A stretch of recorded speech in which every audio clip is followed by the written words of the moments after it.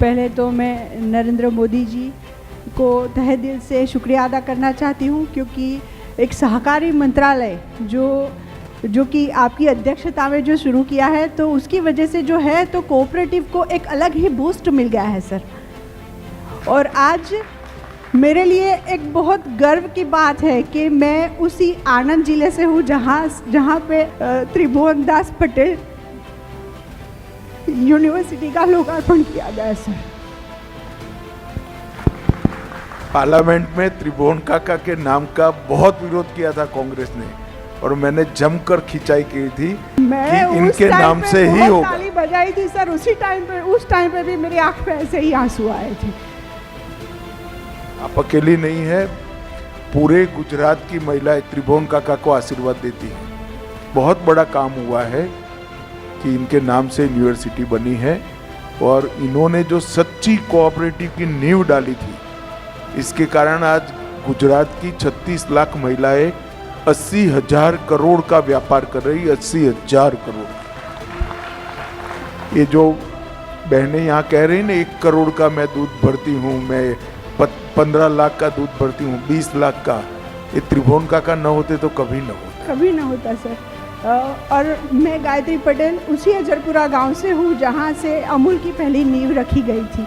और 1964 में जब हमारे भूतपूर्व प्रधानमंत्री श्री लाल बहादुर शास्त्री जी एक रात के लिए रुके थे, और फलस्वरूप एनडीडीबी की रचना हुई और श्वेत क्रांति की शुरुआत हुई।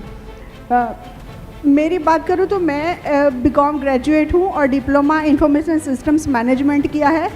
मेरे पिताजी जो है तो वो मुझे वकील बनाना चाहते थे, और मेरी इच्छा थी कि मैं शादी करके फ़ॉरेन चली जाऊँगी, और मेरी शादी भी उसी लड़के से हुई जो यूएसए में था।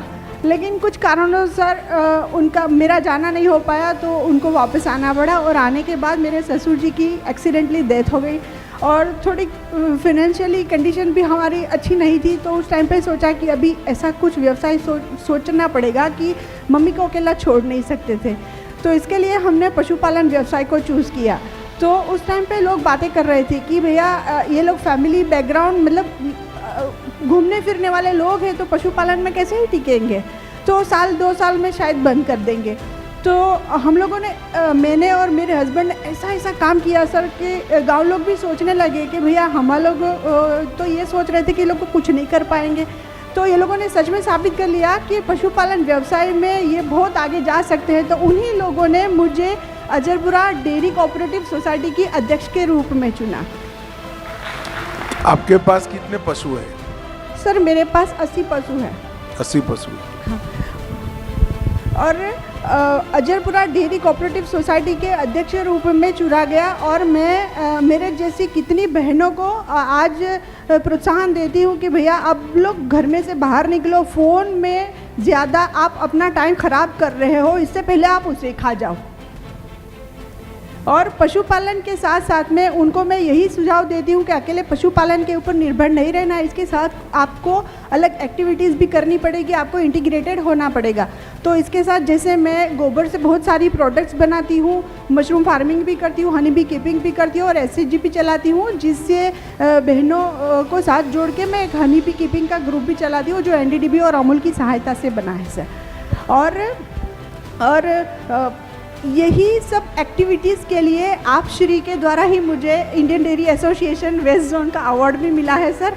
और मेरी ये उपलब्धि यही है सर कि यही व्यवसाय की वजह से मुझे आपके सामने दोबारा बोलने का मौका मिला है, और जो मैंने इच्छा की थी कि मैं फ़ॉरेन जा कर के आऊँ, यही पशुपालन की वजह से मैंने मान सम्मान सब कमाया। आज मैं अजरपुरा कोऑपरेटिव सोसाइटी में चेयरपर्सन तो हुई, एक बार यूके भी जाके आई, 2 बार यूएसए भी जाके आई, लेकिन मेरा मन कहीं पे भी नहीं लगा। मुझे बस मेरे पशु चाहिए और मेरे फार्मर्स चाहिए।